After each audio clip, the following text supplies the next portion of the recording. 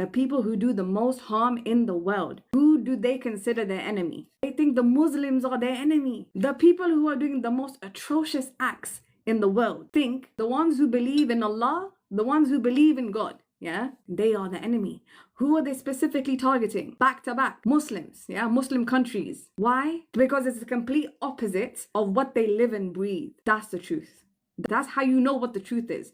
It be so in your face. I be telling you, everything be in your face. And for you to see the things that are in your face, you have to remove many layers, many veils. There are so many veils between us and the divine. There are infinite layers and veils, okay?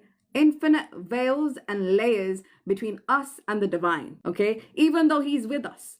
But the layers, when I'm saying veils, is us being able to see the truth for what it is, okay? Sometimes it takes us a certain period of time and realization to come across and acknowledge the truth, yeah? It takes us time. We're not that sharp. We weren't designed to be that sharp, okay?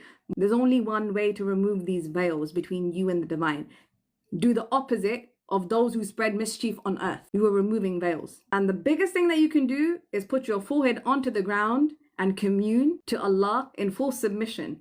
Those, very effective, very, very effective. And don't think that your communion is only in your sujood. Your communion isn't only when you are in prostration, okay? It's not the only time you're in communion.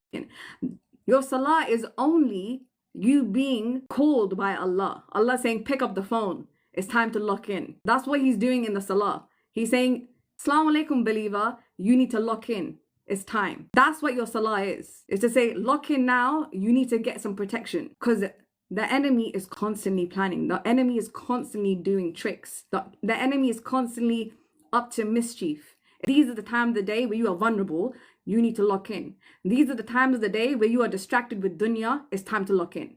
These are the times of the day where you've forgotten about me. It's time to lock in.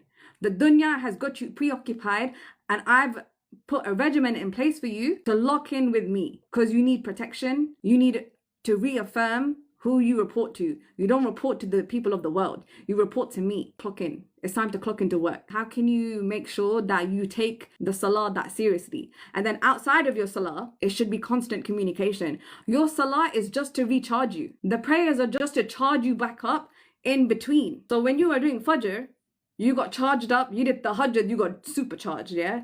You did the hajjat, you did the prayer before fajr, you're going to get supercharged for the morning. Once you experience it, then you're like, oh, okay, this works. It works.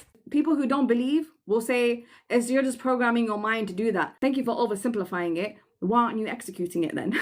Why are you not programming your mind? That's what I want to know. If you want to simplify for me my faith and say, you know what, it's just because you're just training your brain to do that. Why are you not training your brain to be optimal? That's an interesting question that you can say to people whenever they get into like, I don't understand why you pray. Well, why are you not? After Fajr, all the way up to Zohar, you are going to start having some highs and lows because you're going to be living in the dunya. Now you're in midday. Midday, time to recharge. Get your Zohar in. Now between Zohar and Asr, just after midday, things are getting a bit intense. Everybody's up. The world isn't sleeping. Everybody's up, especially where you are.